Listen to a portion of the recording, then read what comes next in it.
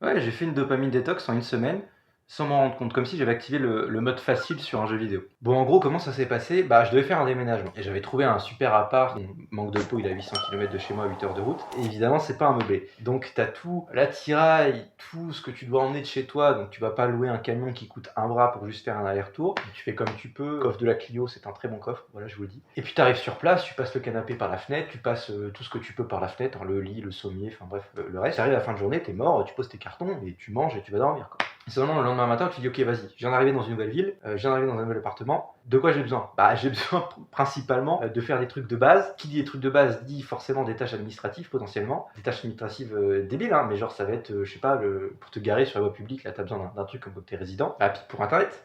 Tu te dis merde, j'ai pas internet, il faut que j'ai internet. Sauf que pour avoir internet, bah, il faut que tu utilises tes quelques gigas d'internet que tu utilises sur ton téléphone pour juste te connecter sur le site en question et pour pouvoir faire ta commande et qu'il y ait un technicien qui vienne pour juste te brancher 3 fils. Bon, tu dis bon bah ok, tant pis, c'est pas grave. Je vais prendre le coup en même temps pendant que j'y suis, pendant que j'ai la 4G activée et les données mobiles. Je vais commencer à télécharger des trucs. Vas-y, je vais anticiper un peu le fait que cette semaine je vais pas avoir d'internet, enfin beaucoup d'internet, et je vais télécharger des documents, me mettre dans un écosystème où j'aurai pas besoin d'internet pour travailler, pour être efficient pendant je ne sais combien de temps avant que monsieur vienne installer la fibre. Et donc, au final, qu'est-ce qui se passe? Bah, c'est que ta semaine passe et tu te rends compte que tu as travaillé une semaine, tu as travaillé sans avoir besoin d'internet parce que bah, tu avais fait quand même des recherches avant, évidemment, et tu avais documenté, etc., téléchargé des PDF, hein, de quoi travailler avec des cahiers, des mains, enfin un stylo, quoi. Et donc, tu as pu commencer quand même avancer sur tes projets, avancer sur tes objectifs, sans avoir besoin dans l'immédiateté d'internet. Donc à la fin d'une semaine, tu te dis merde, en fait, bah j'ai travaillé et en fait, j'ai pas besoin d'internet de base pour avancer dans mon objectif. Voilà, tout simplement. J'ai pas besoin de me connecter H24 du moment où je me lève, du moment où je me couche pour aller sur internet parce que j'en ai besoin pour travailler. C'est une excuse, ça n'existe pas. C'est faux. T'as pas besoin forcément de te connecter. T'as peut-être besoin de te connecter 1 heure ou deux, que ce soit pour publier des podcasts, faire des recherches ou quoi que ce soit. Mais une fois que t'as les documents en toi, que t'as téléchargé les documents sur lesquels tu dois travailler, bah t'as pas besoin d'internet. En tout cas, pour cette tâche précisément. Enfin pour moi. Et du coup, ta semaine passe. Les quelques gigas que tu as utilisés pour aller sur internet, tu les as utilisés de façon smart parce que tu n'en as pas beaucoup. En tout cas, j'ai la chance d'en avoir pas beaucoup. Et donc, chaque minute est importante. Donc, chaque minute te sert à anticiper le moment où tu n'auras plus accès à internet. Donc là, tu vas télécharger des documents.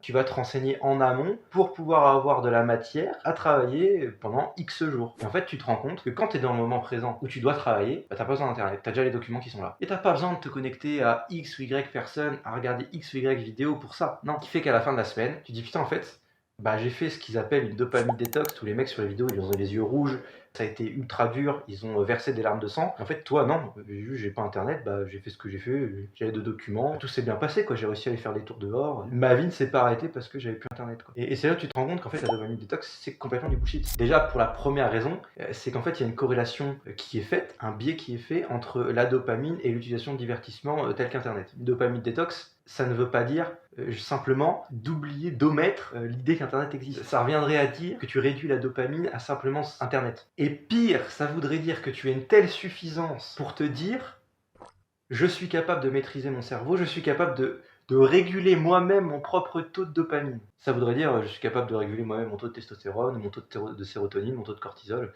Bon, ça se fait, mais tu ne peux pas l'éliminer. Ça n'existe pas. Tu ne peux pas faire une détox de testostérone pendant une semaine, une détox de cortisol, une détox de sérotonine. Ça n'est pas possible. Physiologiquement, tu n'es pas fait pour ça. Donc de là à dire que tu maîtrises totalement et que ça a changé ta vie au bout d'une semaine, au bout d'un mois, au bout de X temps parce que tu n'as plus de dopamine, c'est faux. Simplement parce que tu as réduit ta consommation internet. Deuxième sous-jacent à cette idée-là de détox dopamine qui est complètement bullshit. Donc on conçoit que par dopamine détox, ces gens sur internet, sur YouTube, entendent plutôt le fait d'éliminer et de soustraire du divertissement de type YouTube ou internet. C'est qu'en fait, la dopamine sera toujours là, de toute façon. Et que ce n'est pas parce qu'Internet existe qu'il y a la dopamine. La dopamine existait depuis qu'on est sur Terre, en fait. Et donc ce n'est pas parce que j'ai fait une semaine sans Internet que j'ai fait une dopamine détox. C'est pour ça que j'ai mis des guillemets.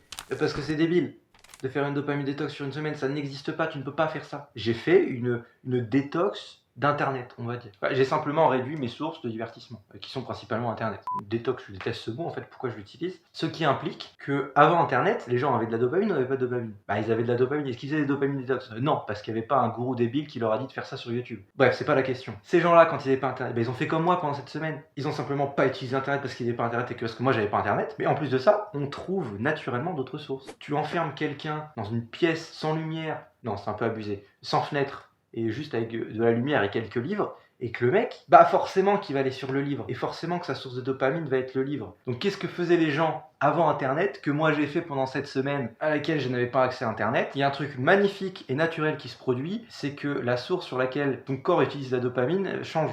Au lieu d'utiliser Internet comme source première de dopamine, en fait ça va être des choses soit plus saines, plus normales, qui s'apparentent à des choses qui existent depuis déjà longtemps, notamment la nourriture, ou un livre, une balade, du sport, un truc cool à faire. Bon, des trucs cool à faire, pour moi, ça va pas être vos trucs. Comme j'avais pas YouTube, comme j'avais rien de source de divertissement, bah, par exemple, j'ai réglé l'ensemble des radiateurs chez moi. Voilà, j'ai programmé tout ça, ce qui me ferait gagner plus du temps plus tard. C'est une activité qui m'a plu. Ou simplement du temps pour faire la cuisine, ou je sais pas, enfin bref, une passion qui ne nécessite pas forcément Internet, quoi. Et je n'ai pas senti de frustration liée à une baisse de dopamine parce que je n'avais plus accès à cette magnifique hormone. Non, c'est faux.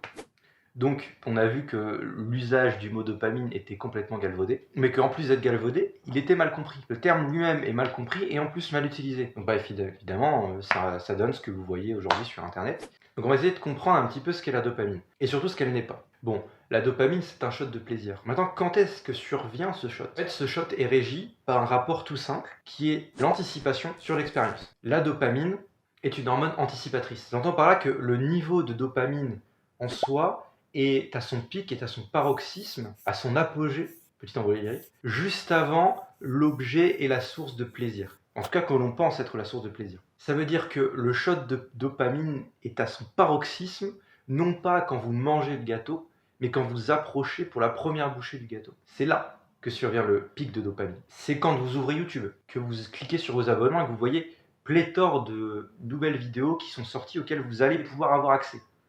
C'est simplement aller ouvrir la porte de son frigo et découvrir ce qu'il y a dans son frigo, avant même de le manger, mais simplement anticiper le fait que vous allez le manger. Et c'est cette anticipation-là qui crée le shot, le pic de dopamine. Et donc, sous-jacent à cela, on vient de le dire, si vous avez une anticipation qui surpasse l'expérience, donc en fait que vous êtes imaginé un tas de choses sur à quel point ça va être génial de, par exemple, manger ce gâteau, sur à quel point ça va être génial d'ouvrir le frigo, il va y avoir plein de choses dedans, à quel point ça va être génial d'aller ouvrir YouTube et de voir plein de choses, et l'expérience où en fait finalement dans votre frigo, il n'y a que des fruits et légumes, il n'y a pas de gâteau, il n'y a pas de shot de calories, il n'y a rien. Pareil sur YouTube, vous vous rendez compte qu'en fait ça fait X temps que vous êtes absenté, il n'y a pas une nouvelle vidéo, il n'y a pas de suggestions qui vous parlent plus que ça, et du coup vous êtes déçu. Et du coup, patatras, vous avez une chute brutale de dopamine. Et là, en fait, vous êtes tellement anticipé de choses que vous descendez de 8 étages. Et que, effectivement, là, vous allez devoir aller chercher encore plus de dopamine pour vous combler ce manque brutal d'expérience de dopamine que vous deviez avoir, que vous n'avez pas. Donc, vous allez chercher dans autre chose. D'ailleurs, petite aparenté, chaque fois que vous consommez un petit peu de cette dopamine que vous êtes anticipé et que vous pensiez être incroyable, la consommation, à la fin de la consommation, c'est ce petit goût de reviens-y, ce fameux en rapport avec la nourriture, qui va vous créer une micro-souffrance, une micro-baisse de votre niveau de satisfaction, de votre niveau de plaisir, qui va vous dire encore un peu. Et sur ce laps de temps de encore un peu, et sur ce laps de temps de encore un peu, la dopamine va être à son paroxysme, juste avant que vous repreniez la nouvelle bouchée.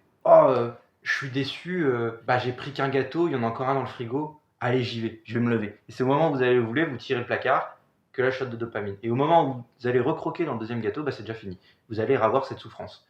Donc c'est un petit peu triste, un petit peu pessimiste comme vision, mais en tout cas c'est ce qui nous pousse en fait à désirer les choses. Et le désir n'est pas bon ou mauvais, bon là après on va ouvrir sur une autre potentielle vidéo, qui est qu'est-ce que le désir? Est-ce que nous sommes voués à désirer uniquement des choses que nous manquons, ne jamais avoir le plaisir de la chose que l'on convoite, ce qui est en soi extrêmement triste. Je vous invite à aller voir d'excellentes vidéos sur ce sujet sur YouTube de André Comte-Sconville,